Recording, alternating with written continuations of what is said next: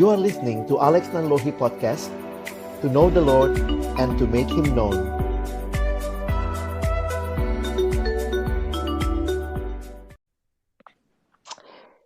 Halo teman-teman, ketemu lagi di MBD. Mesti banget dengerin. Mesti banget. Kalau bener mesti didengerin nih teman-teman, ada topik apa sih yang sangat hangat sekarang? Karena ketika kita lagi social distancing ini, teman-teman yang pacaran apa kabarnya gitu. Nah, ini kita mau coba mengangkat nih ya, gimana dalam masa social distancing ini, bagaimana mengatasi, karena ternyata juga katanya nih, banyak konflik yang terjadi. Nggak tahu nih, apa benar apa tidak, saya malam ini mau jadi moderator aja deh, untuk teman-teman yang lagi masa-masa indah pacaran, ataupun lagi nggak ada pacar, nggak apa-apa juga. Dan malam ini kita udah ditemenin oleh, halo Bang Ernest. Halo Bang Alex. Masih sendiri di situ? Iya, kan temenin gua. Oke. Ada Kak Bebet. Halo Kak Bebet. halo semuanya. Nah ini ada Bang Rey juga. Selamat malam. Halo Bang Rey. Halo semua. Gue bilangnya malam ya, biar asik nih denger kayak gini malam-malam kayaknya. Betul. Dan kita punya, ini katanya ahlinya, ini khusus datang ya, namanya siapa ya? Kak Evin ya. Halo Kak Evin. Bener-bener ya kalian tega banget. Halo semuanya. Oke. Ini gue gak tahu saya apa nih. Praktisi. Oh, praktisi ya.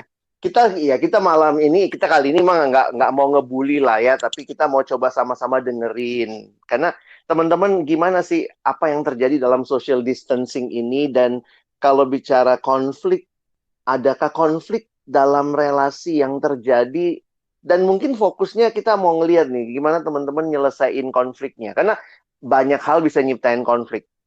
Telepon nggak diangkat bisa marah kalau pacaran.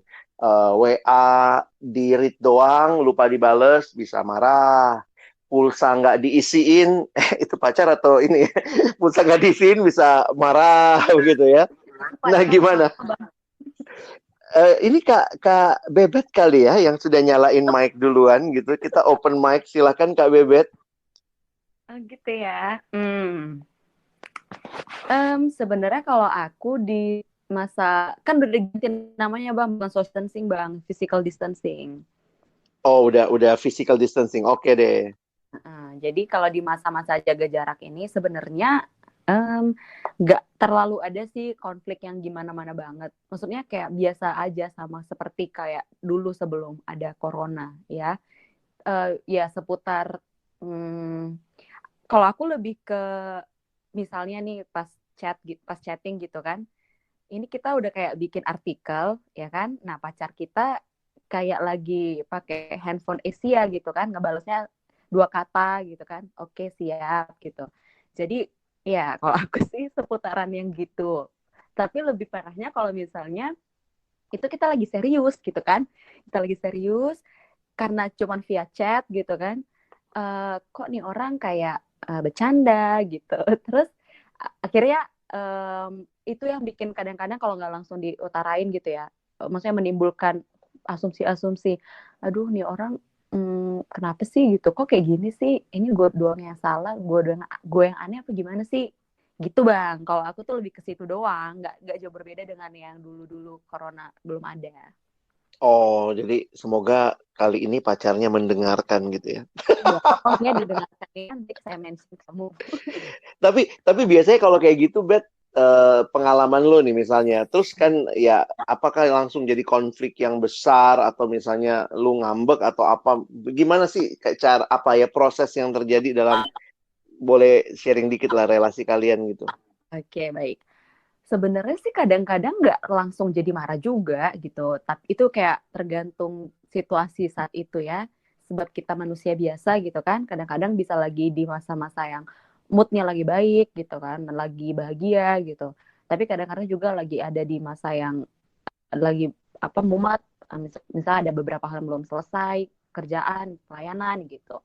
Jadi sebenarnya kadang tergantung itu. Tapi kalau in general gitu ya, aku biasanya tuh lebih ke aku pengen menuntut penjelasan gitu. Nah, akhirnya aku milih telepon aja langsung gitu. Atau ya udah tunggu kalau belum bisa nelpon dianya misalnya masih ada yang mau dikerjain, ya udah mending ditunda dulu aja chattingannya gitu kan, karena kan memang banyak keterbatasan kan kalau chatting gitu.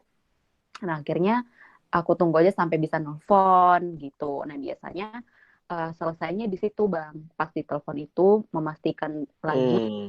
Tapi memang aku biasanya segamblang itu sih nanyanya. Aku bilang, "Kamu kenapa sih ngebalesnya singkat-singkat gitu kan? Kamu males ngetik gitu-gitu." Maksudnya kayak ya udah apa yang tadi jadi pikiran-pikiran gitu ya udah diutarain di situ. Tapi bukan lagi dengan apa ya, bukan dengan nada menyerang atau kayak perhatiin gue nih enggak gitu, cuman kayak pengen ya udah Kalian udah berapa lama ya kalau pacarannya? hampir 4 tahun lah, hampir 4 tahun. Jadi sebenarnya udah ketemu polanya ya. Dia juga udah tahu ya kalau kamu kayak begitu minta ditelepon gitu. Iya, udah ngerti gitu kan. Malah kadang-kadang kayak ya udah dia nggak usah balas tapi langsung telepon gitu. Gitu sih. Lebih banyak ke telepon aja gitu. Jadi telepon itulah ya, jadi komunikasi jadi solusinya gitu ya. Oke. Nah, kita mau denger nih dari yang bakal menikah nih. Ya, dari Bang Rey nih ya. Kan ini social distancing udah berapa nih? Hampir 3 minggu nih kita lewatin. Sementara kan juga ini Bang Rey juga punya pacar dan sekarang sudah nyiapin menuju ke pernikahan begitu ya. Gimana? Ada pola yang berubah nggak dalam situasi seperti ini dan gimana cara nyelesainnya gitu? Kirain tadi mau oper ke Evin ya yang sudah nanti ada bagian praktisi nanti ada bagiannya. Ini Spotify. Ini Spotify kata kita. Coba. Oke. Sejauh ini puji Tuhan kami kan ya nggak nyangka lah bakal ada kondisi kayak begini. Memang ada beberapa rencana untuk persiapan pernikahan, tapi jadi berubah lah gitu, maksudnya nggak segampang dia yang kemarin sebelum lockdown, sebelum physical distancing begini.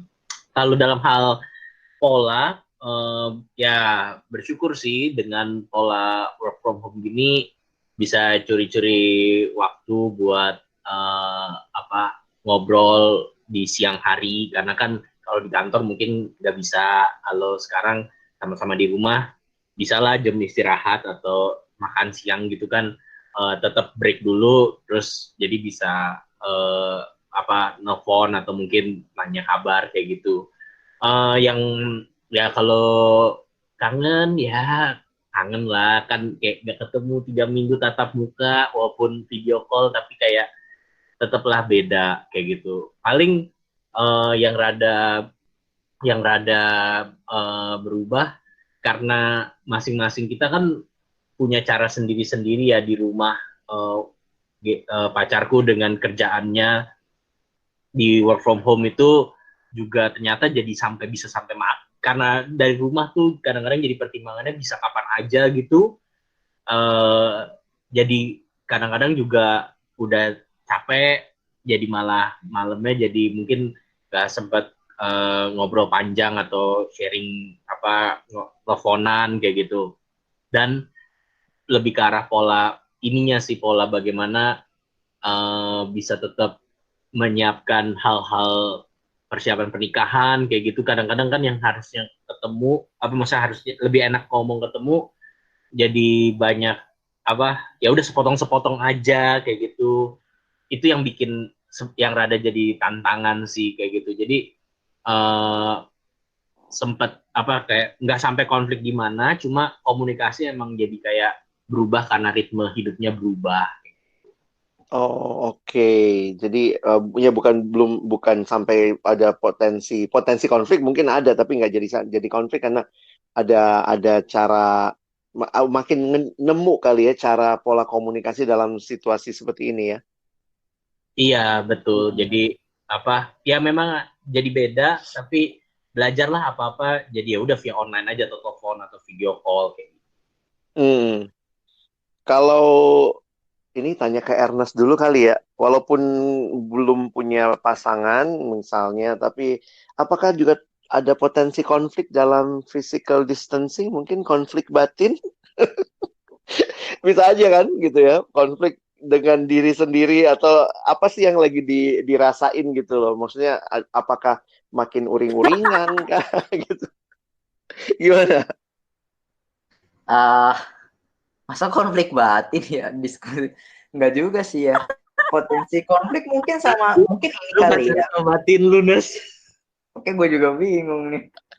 Sama kalian kali ya. Tapi maksudnya gini, kalau mungkin Ernest juga ngedenger dari teman-teman yang misalnya, ya apa sih yang lu amatin dari orang potensi konflik dalam physical distancing kayak gini, ya karena gini loh, bukan cuma relasi pacaran yang bisa konflik kan, tapi relasi-relasi temen dengan orang yang deket sama kita, misalnya teman baik atau adik kelompok kecil kah, atau temen apalah gitu. Potensinya lu sendiri ngalaminnya gimana? Menurut gue sih bukan sampai konflik yang marah gitu ya. Mungkin jadi dingin relasinya kali kayak gitu. Nah itu yang mungkin terjadi, yang gue pikir ya, dan yang mungkin gue alami juga kayak gitu ya. Nah ya seperti itu jadinya. Mungkin ya yang Gitu. terjadi. Jadi ini ya, maksudnya kalau kita tatap muka itu kan bisa lihat ekspresi wajahnya, karena nada suara aja kayaknya nggak cukup gitu ya, karena Tuhan kan ciptain kita juga ada mukanya gitu, bukan cuma suaranya doang ya. Iya betul. Iya soalnya dengan keterbatasan yang seperti ini, ya memang butuh kepercayaan sih ya kayak gitu. Bukan berarti waktu orang lagi nggak bales tuh kayak gitu, berarti dia lagi musuhan dan lain sebagainya. Memang butuh pengenalan dan lain sebagainya juga sih yang kayak gitu-gitu ya. Tapi ya menurut gue di masa-masa physical distancing ini nih, orang tuh bisa bikin jenuh gitu, bukan jenuh, dingin relasinya. Gue sih kalau gue sih ya kayak gitu, gue sih sadar diri aja ya, dan juga suka apa tuh, suka merasionalkan diri, belum tentu kok dia marah kayak gitu gitulah. Nah itu sih, tapi gue yakinnya gue sering sih buat orang marah kayak gitu. Oh gitu ya. Iya. Aduh, Saya yang lain setuju. kayaknya langsung tertawa ya, mic semua dinyalakan ya. Baik. Jadi mungkin caranya Ernest mengatasi konflik adalah dengan berusaha tidak baper kali ya tadi ya. Iya. Jadi berpikir gitu, pakai otaknya gitu. Oh, mungkin dia nggak bales lagi gini gitu ya. Jadi menarik nih. Teman-teman, kalau baik ketemu maupun nggak ketemu, sebenarnya pengalaman ketemu mungkin konflik. Nggak ketemu secara fisik, nggak tatap muka, mungkin konflik juga. Nah, mungkin kita dengar deh pengalaman dari yang bukannya tukang konflik sih, tapi maksudnya gini loh, yang praktisi. Kak Evin, gimana nih pengalaman ada pertemuan fisik dengan tidak pertemuan fisik, seringan konflik yang mana nih sekarang? Oke, baik, terima kasih Mas. Ya, mungkin kalau untuk yang nggak ketemu langsung, maksudnya karena ada physical distancing ini biasanya kayak LDR kali ya. Dan ya dulu juga pernah ngalamin LDR, cuma 2 bulan padahal itu gara-gara orientasi staff. Sekarang juga ngalamin lagi, ya sama-sama aja sih, mau ketemu nggak ketemu tetap aja ada konfliknya, entah apapun itu dikonflikin kayaknya ya. Tapi ya pasti berkonflik gitu dengan berbagai karakter yang ada atau latar belakang yang kita alamin. Lalu gimana waktu akhirnya berkonflik itu, termasuk dalam masa-masa ini, kayak misalnya konfliknya mungkin sesederhana kayak, ini lama banget responnya, nih kok kayak nggak semangat chatnya gitu kan. Terus kalau diajakin video call, susah sinyal, jadi lemot-lemot, kayak aduh nih percakapannya nggak berkembang gitu-gitu kan. Akhirnya balik lagi juga, emang ada apa sih dengan akunya gitu. Jadi sebenarnya waktu kita berkonflik, salah satu hal yang perlu kita ingat dan kita pikirkan juga adalah sebenarnya ada apa di diriku. Kenapa hal ini jadi bermasalah buat aku? Terus kenapa hal ini sepertinya kok menimbulkan konflik buat diriku sendiri gitu. Nah, karena waktu kita mengenali diri kita mengenali sebenarnya apa sih yang terjadi, terus kenapa sih ini masalah buat aku. itu menolong kita juga untuk akhirnya bisa speak up ataupun akhirnya nanti menyelesaikan konflik itu, karena bisa jadi memang itu kan dimulainya dari diri kita juga gitu, belum tentu dari pasangan kita, walaupun selalu ada yang bilang memang konflik itu selalu dari dua pihak, ya setuju lah gitu. Nah, tapi sebelum kita menuntut pasangan kita, sebelum kita akhirnya melis semua kesalahannya dia, dan kita juga akhirnya membawa-bawa konflik ini, misalnya, ini salah kamu, gitu-gitu, kita juga perlu menyelidiki diri kita. Sebenarnya ada apa sih di aku, gitu. Kenapa ini bermasalah buat aku? Kenapa hal seperti ini harus jadi konflik? Dan biasanya konflik itu dimulai dari hal-hal yang kecil. Dan kenapa konflik bisa jadi besar? Karena biasanya hal-hal kecil itu tidak dikomunikasikan atau kita abaikan, kita bilang, ah nggak apa-apa. Tapi nanti ada satu waktu itu meledak, jadi konflik yang besar. Nah, dari situlah, terus tiba-tiba, loh ini kenapa gitu. Pasangan nggak tahu, kita jangan-jangan juga nggak tahu kita sendiri kenapa. Nah, karena itu apalagi di masa physical distancing gini kan Bang, semuanya harus dikomunikasikan gitu. Kalau pengalaman lu, Vin, ini udah tahun keberapa ya pacaran? 6,5 tahun Bang. Wow, tapi kan udah makin serius dong. Maksudnya bagi gue jadi menarik nih. Walaupun ada lika-likunya, ada konflik yang terjadi, tapi kalian bisa bertahan 6,5 tahun, berarti kan konfliknya diselesaikan paling tidak ya. Iya. Biasanya gimana nyelesainnya? Kalau lagi normal kondisinya, cara nyelesain konfliknya lebih banyak ketemu, ngomong langsung, telepon sekarang juga, atau gimana tuh pengalaman lo? Oke, kalau aku mungkin itu nggak tahu sih entah karakter orang atau tipe orang. Aku termasuk orang yang harus ketemu. Kenapa harus ketemu? Karena kalau ketemu seperti tidak ada yang bisa ditutup-tutupi gitu ya. Bisa ngelihat mata, bisa ngeliat intonasi, bisa ngerasain dari getaran suaranya bahkan ini orang kenapa sih gitu dan aku sendiri kenapa gitu. Jadi biasanya memang kalau ada masalah, ada konflik, ya butuh ketemu langsung. Tapi ada juga kadang hal-hal yang aku lakukan seperti kalau emang lagi emosinya naik banget, aku butuh waktu sendiri dulu, diem dulu, supaya apa? Karena kalau ketemu aku khawatir kayak, wah jangan-jangan ntar semua perkataan yang kasar itu justru keluar gitu. Padahal kan ketika kita marah, kita nggak seharusnya menyakiti orang lain gitu. Jadi kalau udah agak tenang, agak reda, biasanya ngajak ketemu, ngobrol, supaya itu bisa dibicarakan juga dengan kepala dingin. Tapi bukan berarti kalau berkonflik itu jadinya diem-dieman, itu enggak gitu. Intinya adalah tetap butuh ketemu, ngobrol, dibicarain sebenarnya ada apa. Dan salah satu hal yang juga menurutku penting adalah kalau memang kita sadar kita nggak bisa selesaiin itu sendiri, dan kita juga nggak ngerti sebenarnya aku kenapa, dia kenapa, dan apa yang sebenarnya sedang terjadi, bisa juga kok sebenarnya minta bantuan atau tanya ke kakak. Aku bilangnya kakak kenapa? Maksudnya ke orang yang lebih tua atau lebih dewasa yang juga dalam Tuhan, yang lebih ngerti dan bisa bantuin kita gitu. Kalau aku sih begitu ya. Wow, jadi boleh dengar pengalaman yang lain nggak dalam konflik resolution? Ini boleh siapa aja deh, kalau kayak begini, siapa yang tergerak silahkan. Jangan gue mulu dong kesannya gimana gitu. Jadi, ayo. Konflik resolution. Kore yang ahli buat konflik, yuk. Gimana, Ray? Oke.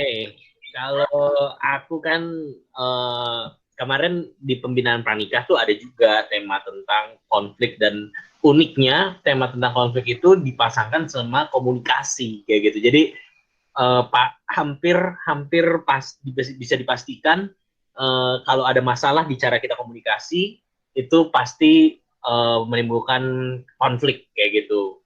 Jadi dan kadang-kadang kita berpikir menyelesaikan konflik selesai tapi nggak ngubah cara komunikasi kita, itu hanya akan jadi kayak bom waktu yang berulang terus. Itu salah satu yang kami pelajari. Nah, kalau pengalamanku, kami kan sudah akan 6 tahun ya, akan lulus SD, pacaran kami. Cie. Mau dapat ijazah SD bentar lagi. Nah, kami tuh pacarku modelnya kalau konflik itu pasti minta waktu sendiri dulu kayak gitu.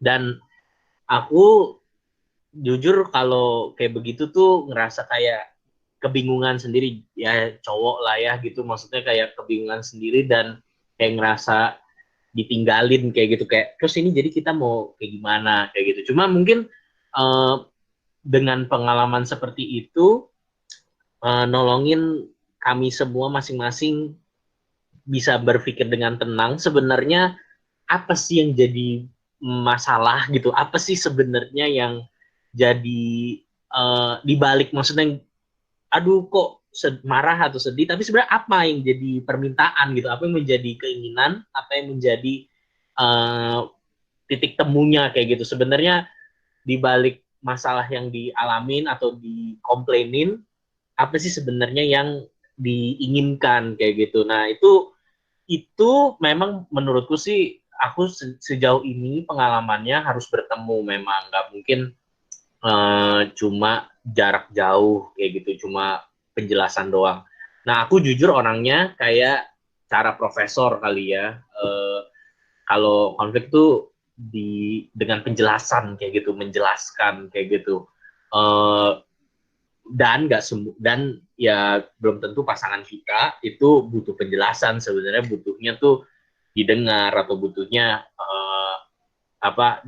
dimengerti lah, misalnya minimal didengar lah, bukan dengan penjelasan, karena kadang-kadang setelah ngobrol ketemu emang salah nangkep akunya, dianya, jadi ternyata kita masing-masing nangkep sendiri. Maksudnya kalau kita nggak ngomongin apa yang kita tangkep, sampai kapanpun nggak ketemu-ketemu, kasarnya kayak gitulah. Itu salah satu yang pengalamanku dan yang kami makin sadari lah dalam persiapan ini.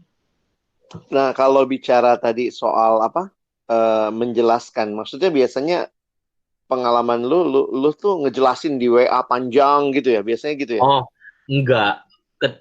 Aku sih sama kayak Evin sih. Maksudnya lebih baik ketemu sih, karena teks atau WA itu memang sangat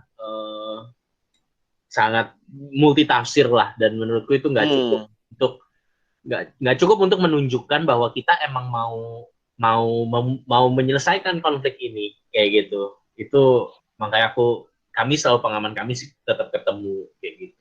Nah, Siapa yang ngajak ketemu, nah itu aku sih belajar ya cowok lah kita. Oh, karena mungkin gini kali Rea, bener nggak sih, cowok tuh nggak suka didiemin. Nah, sementara kalau cewek butuh waktu sendiri kan diem tuh. Kita tuh butuh kepastian. Itu kami bingung kalau sebenarnya didiemin. Cuma ya udah, kami belajar, kami ya mewakili semua pria di dunia ini. Maksudnya it's okay, nggak apa-apa didiemin.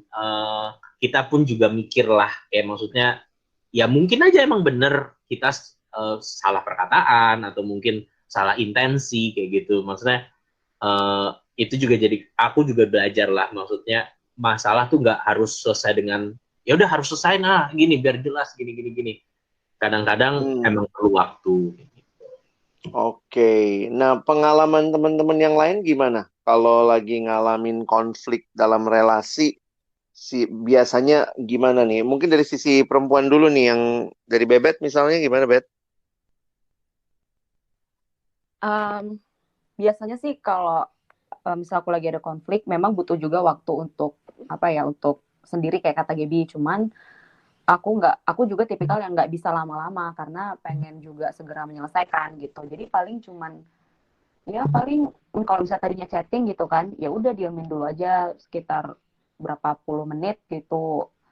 Nah, karena di dalam proses itu kadang-kadang yang aku pikir jadi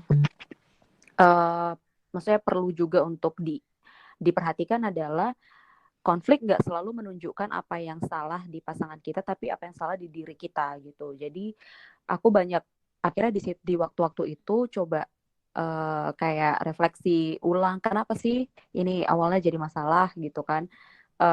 Terus emang di bagian mana dia berkontribusi di masalah ini gitu-gitu ya. Terus kalau di bagian aku, kenapa aku harus segininya gitu. Apa yang salah gitu. Nah biasanya ketika aku udah nemu ternyata aku yang salah, bahkan mungkin aku yang mulai, aku yang memicu, bukan dianya gitu.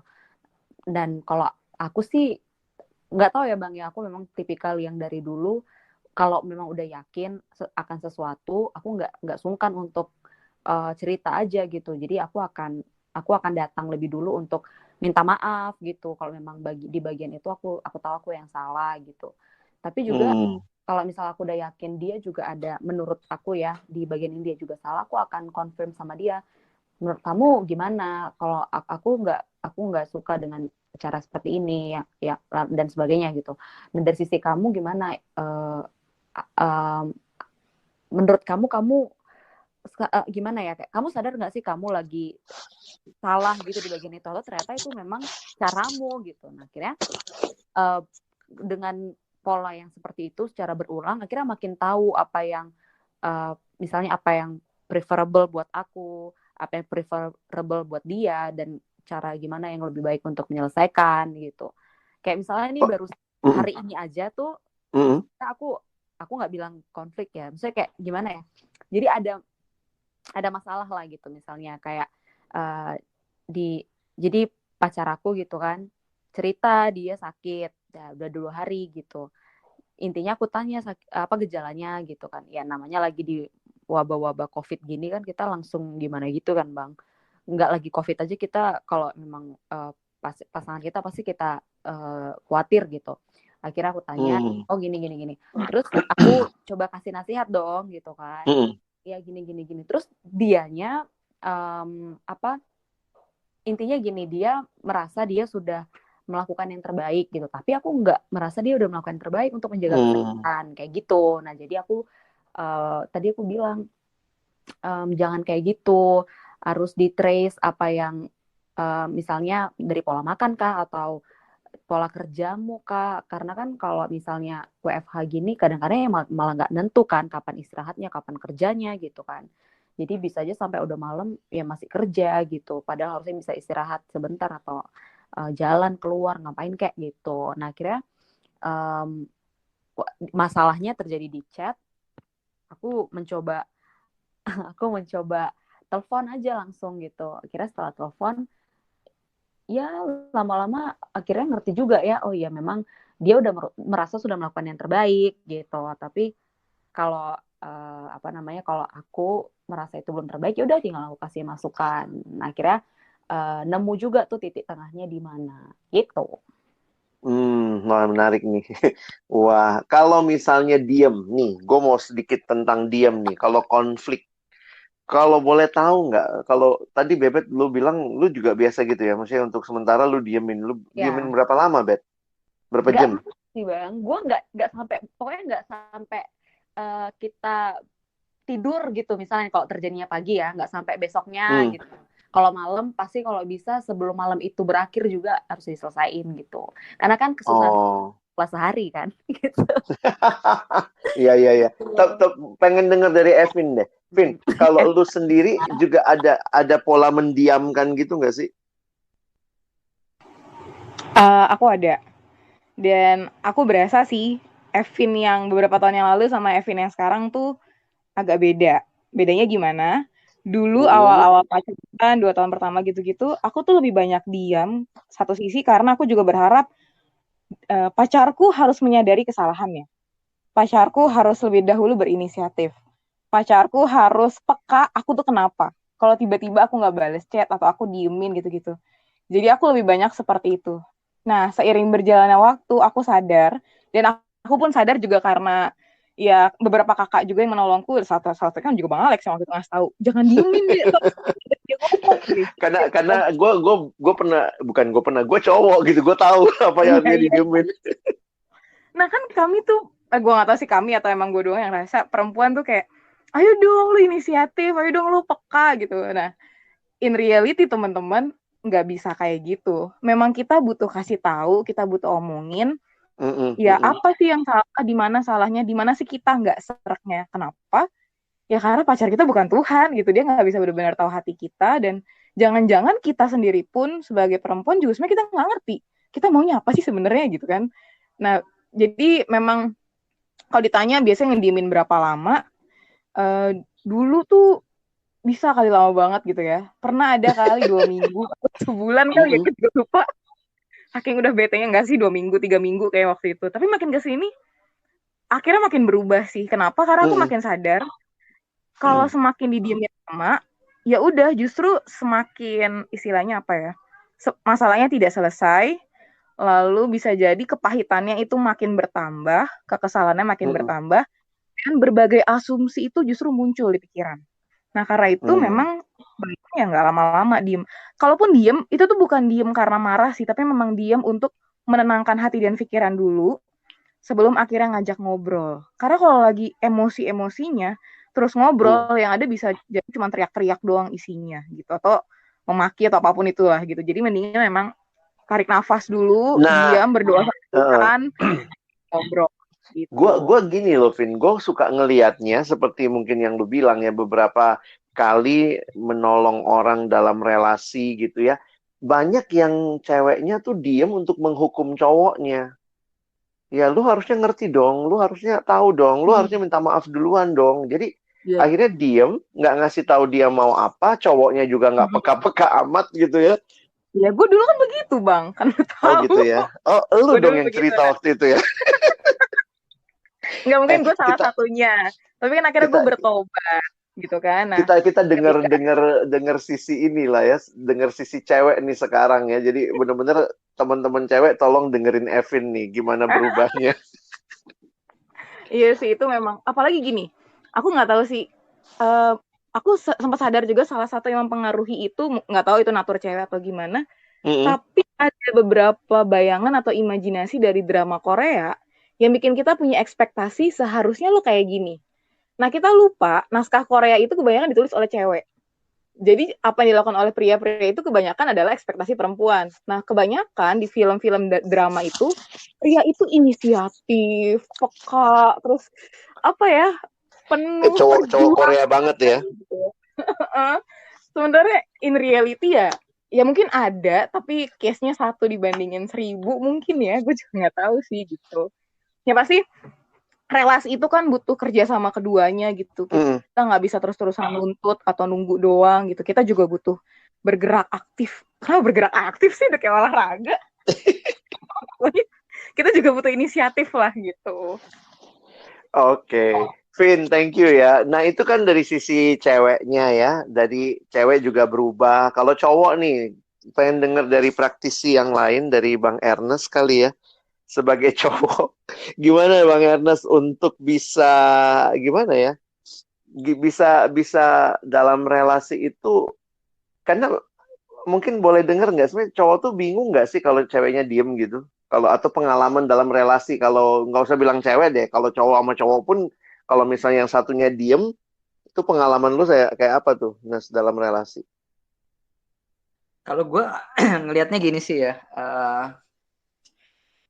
ya tetaplah setiap orang kan pribadi unik dan beda-beda gitu ya. Kalau gue kan memang karakternya itu cukup logik gitu ya, dan rasionalisasinya kenceng kan. Jadi dan menurut gue rata-rata cowok tuh begitu tuh, kayak gitu, rasionalisasinya cukup kenceng. Walaupun ada beberapa cowok-cowok tuh yang sensitif hatinya kayak gitu dan peka kayak gitu, itu pasti kayaknya idaman cewek-cewek tuh kayak gitu. Gue nggak masuk hitungan tuh yang kayak gitu-gitu tuh biasanya. Benar.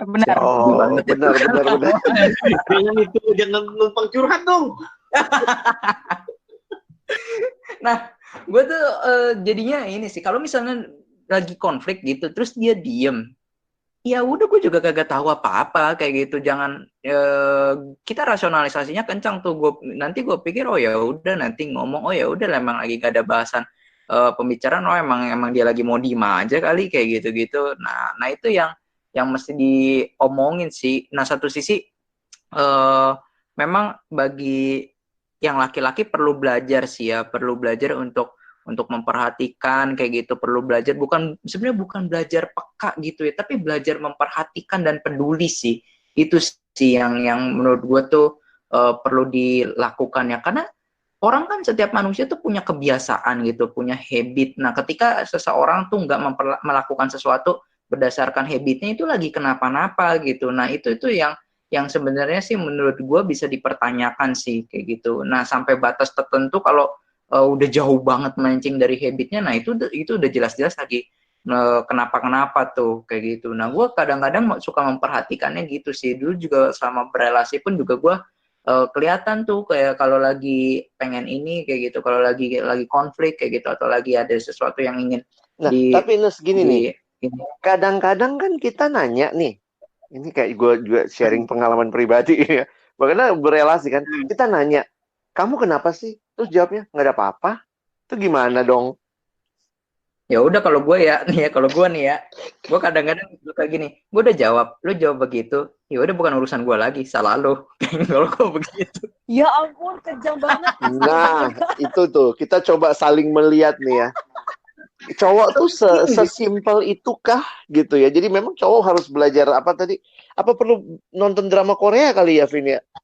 Soalnya gue kadang-kadang mikir, mungkin satu sisi perempuan tuh maunya dikejar-kejar gitu ya, di manja-manjain dan lain sebagainya kayak gitu. Nah tapi nggak setiap waktu tuh kita siap juga untuk melakukan hal itu tuh kayak gitu. Tapi kalau memang kita lagi muncul apa tuh emosi-emosi kita ataupun rasa belas kasihan melihat cewek itu tergerak oleh belas kasihan kayak gitu. Nah, mungkin bisa dilakukan, tapi nggak setiap saat tuh siap dilakukan kayak gitu. Nah, jadi bukannya kita nggak mau ya? Bukannya nggak mau kayak gitu, tapi kadang-kadang memang ada masa-masanya yang kita lagi nggak siap, lagi sibuk-sibuk gitu kerja atau kayak gimana, terus jobnya gitu ya udahlah kalau kayak gitu. Nanti kalau ada waktunya tepat ditanya lagi, akhirnya saling menjawab, ya udah. Mungkin bagi gua kadang-kadang simpelnya gini. Mungkin bagi gue kalau misalnya udah ditanya kenapa dia jawabnya ya nggak kenapa-napa, ya mungkin itu bukan saat yang terbaik untuk menyelesaikan, ya udah kayak gitu, karena dua-duanya nggak kooperatif.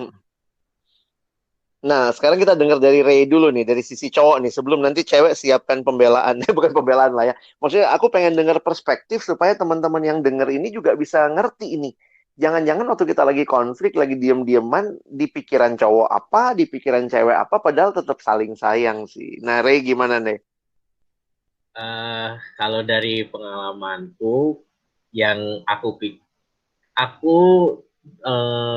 emang tipenya mungkin lebih ini ya, lebih perasa, lebih feeling lah. Kalau Ernest kan mungkin bisa cuek gitu kan. Kalau aku tuh kejadian apa tuh mempengaruhi lah seluruh hari-hariku meskipun nggak berkaitan sama relasi gitu, misal kerjaan atau mungkin persiapan. Nah, aku yang kepikiran tuh kalau misalnya diem setelah dapat silent treatment itu, kadang-kadang tuh aku berpikir macam-macam, kayak langsung kayaknya emang kita nggak cocok ya, kayaknya emang atau aku karena lebih minor gitu ya, kayaknya emang bukan, gue nggak bisa deh menjadi pemimpin yang baik. Jadi ada juga kadang-kadang sisi-sisi jadi malah self blaming gitu, malah merasa ya emang gue nggak bisa kayaknya ya, nggak sanggup menjadi cowok yang baik kayak gitu. Jadi nah makanya aku sih nggak berkata cewek harus langsung, kalau kalian bisa ngomong langsung ngomong, enggak kalau emang butuh waktu. Tapi aku bersyukur sih, pacarku tuh bilang gitu, kalau misal mau diem ya, dia bilang aku waktu itu yang terakhir tuh kayak aku sebenarnya sedih banget waktu Kare ngomong sekian ngomong ini. Nah aku izin nggak ini ya, nggak, maksud sendiri dulu ya, nggak ngomong kayak gitu. Ya maksudnya disitulah aku kayak belajar bahwa ya ini bukan masalah siapa salah siapa atau siapa kurang apa, tapi emang kita perlu membuka diri, mau ngasih tahu apa pikiran kita atau apa yang kita rasakan dalam konflik tersebut atau dalam perbedaan pendapat tersebut kayak gitu. Itu mungkin dari sisi cowok yang lebih melan kali ya. Ya benar nih. Thank you banget nih. Jadi maksudnya kita juga akhirnya kalau gue ngelihat secara umum berarti nggak ada juga ya resep yang kalau sama pasangan ini cowoknya harus begini, ceweknya harus begini, karena setiap orang ternyata punya keunikan karakter masing-masing ya. Kalau dari sisi cewek nih sekarang, dari yang perempuan deh, kita denger nih. Nah, mungkin Evin sama Bebet walaupun juga apa ya, saya ngelihat tadi ada perbedaan juga ya. kalau kalian melihatnya seperti apa nih dari sisi cewek? Apa yang kalian mau tekankan untuk kami para cowok bisa lebih pahami? Evin. Kalau Ayo, aku bingung Vin. juga sih, mungkin nggak cuma buat cowok kali ya, buat cewek juga, buat perempuan. Aku jadi, maksudnya tadi dengan berbagai karakter yang ada, pasangan tuh selalu punya konfliknya masing-masing dan cara penyelesaiannya masing-masing.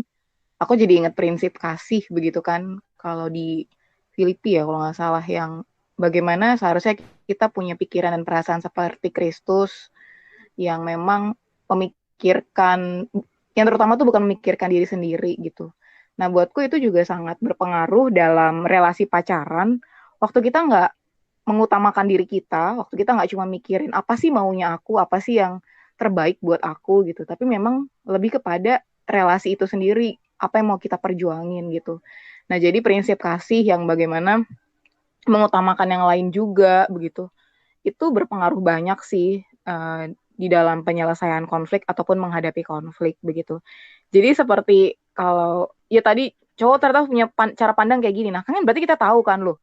Oh, ternyata cowok tuh cara pandangnya kayak gini. Nah, ya itu menolong kita untuk akhirnya belajar. Ya mungkin kita juga belajar merendahkan hati gitu, rendah hati atau merendahkan diri apapun istilahnya itu. Untuk akhirnya juga belajar menerima karena kan ya kasih menutupi segala sesuatu termasuk karakter cowok kita seperti itu, cara dia menyelesaikan konflik seperti itu. Nah, ya sudah. Jadi kita belajarlah mengasihi gitu. Kalau aku begitu kali ya pesannya buat baik Oh, cowok ataupun cewek meresponi hal yang tadi gitu. oke. Thank you, Vin. Nah, dari Bebet dulu nih sebelum kita nanti mengakhiri episode ini. Kalau aku yang pengen aku tekankan sama teman-teman pria gitu ya, belajar peka gitu, karena menurutku sih memang benar kata Evin, di sisi yang sama kedua belah pihak tuh harus saling mengutamakan yang lain. Nah, jadi kalau kita bilang maksudnya lebih mengutamakan yang lain, berarti nggak boleh ada pembenaran untuk cowok nggak mau belajar peka atau untuk cewek nggak mau belajar ngomong gitu. Jadi menurut aku jadi aplikasinya lebih utama yang aku tekankan kepada teman-teman pria ya belajar peka, dan karena apalagi kalau yang udah pacaran begitu lama gitu kan, pasti udah kebaca pola nih kalau pasangannya seperti ini biasanya pasti karena ini, nah gitu. Jadi dan belajar kalau misalnya memang pria ceweknya bilang aku butuh waktu dulu ya nggak apa-apa tapi kasih waktu, tapi ingat follow up gitu, jangan kayak didiemin sampai tiba-tiba corona udah selesai gitu kan. Jadi Coronanya kalah. iya gitu loh, ternyata corona udah selesai ya kok kita belum ketemu juga gitu misalnya kan. Nah jadi menurut aku ya itu mau tekankan kalau tadi bilang mengutamakan yang lain, kedua belah pihak sama-sama aja gitu ya, yang cewek belajar ngomong tapi yang cowok juga belajar peka gitu. Oke, dari teman-teman yang pria mungkin ada hal-hal prinsip terakhir yang bisa disampaikan sebelum kita menutup, mungkin dari Ernest. Ya, konflik nggak terelakkan lah ya, seperti itu. Tapi kan konflik bisa membangun, bisa bikin saling kenal, atau bisa bikin saling mengakhiri gitu ya, kayak gitu. Ya pilih aja, mau saling kenal atau mau mengakhiri, itu pilihannya cuma dua kok, kayak gitu. Nggak ada namanya Wow, jalan dalam banget, dalam banget. gitu. Oke, Ray, gimana Ray? Tapi kesel ya bang, dia dalam banget ketawa-ketawa gitu ceritainnya. Mungkin dia udah ngelewatin ya, bukannya ini ya, bukannya gue ngebela ya, tapi ternyata memang dia lebih cepat ngelewatinnya dibanding mungkin teman-teman yang kayak kalau Ray mungkin melankolisnya lebih kuat. Siapa Gitu. tahu gue nangis di dalam hati, ketawa kan cuma gitu ya? kalian denger doang. Nih ekspresi gue, ini bahasa di sini. Oh, iya. Gimana Ray? Kalau aku mungkin ini aku ngomong ya sebagai cowok lah ya. Aku pikir aku juga salah satu hal yang dalam relasi ini tentang konflik sebenarnya belajar berkomunikasi sih. Kadang-kadang mungkin kita bisa evaluasi sih sejauh kita pacaran gitu, komunikasi kita seperti apa. Kadang-kadang kita udah lama pacaran tapi ngomongnya masih yang basa-basi doang atau sekedar melaporkan fakta tentang apa yang terjadi. Tapi ketika mulai masuk, emang gue lebih prefer begini, gue lebih prefer begitu, gue lebih suka ini, gue lebih suka itu. Aku pikir itulah proses pengenalan. Maksudnya semoga kita cowok-cowok, walaupun ya sebenarnya berdua juga sama pasangan, tapi cowok-cowok mungkin belajar kali ya, karena jujur obrolan cowok kadang-kadang kan hanya yang obrolan basa-basi atau obrolan tentang fakta, tapi bukan tentang aku sebenarnya juga pengennya begini, aku juga pengen punya ide begini, atau bahkan perasaan gitu. Aku sebenarnya begini, aku sebenarnya ngerasa begini karena tindakan atau ucapan. Jadi mungkin itu yang aku alami sih dalam relasiku, secara khusus juga dalam konflik. Jadi semoga kita secara khusus yang cowok-cowok kita bisa belajar berkomunikasi juga lebih baik dan lebih utuh. Oke, terima kasih. Ini kalau dilanjutin ini bisa sampai besok nih ngobrolinnya ya. Tapi ya tentu ini kita harus sudahin dulu supaya teman-teman juga punya waktu merefleksikan. Mungkin kalau sedang dalam situasi konflik relasi, mari belajar menyelesaikannya. Saya ngebaca satu artikel kemarin ya, menarik tuh kalimatnya bilang begini, bahwa setelah Wuhan atau China lah ya mengalami tanda kutip semacam lockdown, lalu orang mulai work from home dan segala macam. Ternyata setelah 2 bulan berlalu, 3 bulan berlalu, tahu nggak apa yang menarik ada? Tingkat perceraian makin tinggi.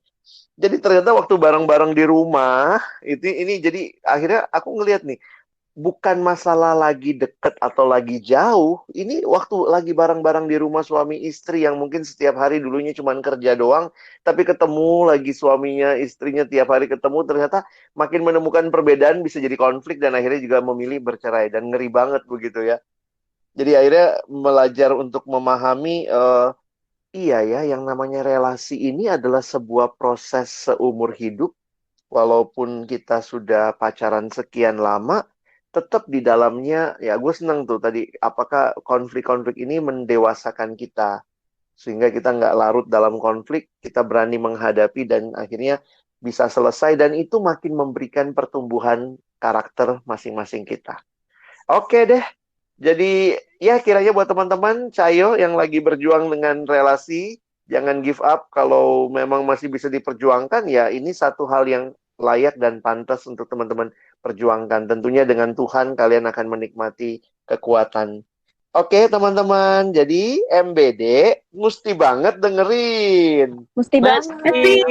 Yeay, sampai jumpa teman-teman. Bye. Klik.